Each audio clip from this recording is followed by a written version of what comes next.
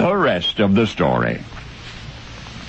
Oh, it was Henry's company, all right. It even bore his name.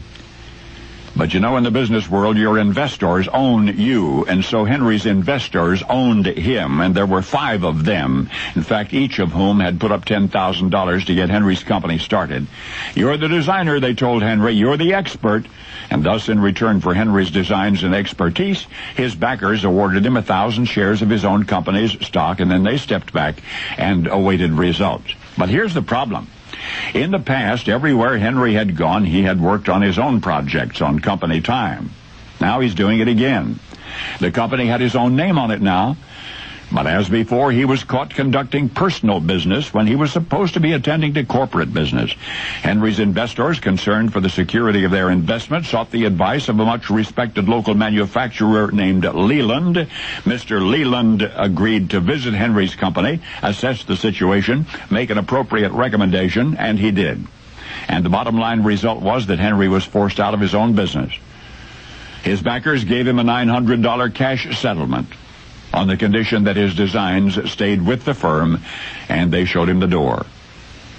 The company was promptly renamed, and that would have been that, but Henry, stung by his setback, was nevertheless more determined than ever to succeed in his field, the fledgling automobile industry. And 6 years later, 1908, he presented the American public the car that made him famous, the Model T, and of course Henry was Henry Ford. But this is the rest of the story.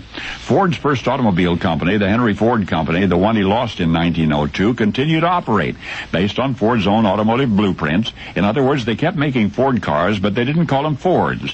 One of the leading figures in that company was Mr. Leland, Henry Leland, the Detroit manufacturer who had helped oust Ford in the first place. Leland eventually left the corporation, started one of his own, the Lincoln Motor Company. Then late in 1921, the Lincoln Motor Company filed for bankruptcy, and nobody wanted to bid on its assets except, that's right, except Henry Ford. Now, there's something else here that you may already have guessed. After acquiring the Lincoln Motor Company, Mr. Ford had its founder, Henry Leland, rather rudely evicted from the premises, personal belongings and all out. Fair play, Ford decided. But the turnabout did not stop there.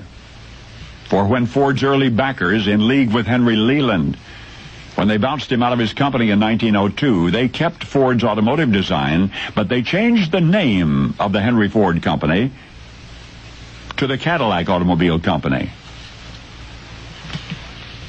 I guess what I'm trying to say is that the now prestigious Ford product, the Lincoln, came from the man who built the first Cadillac.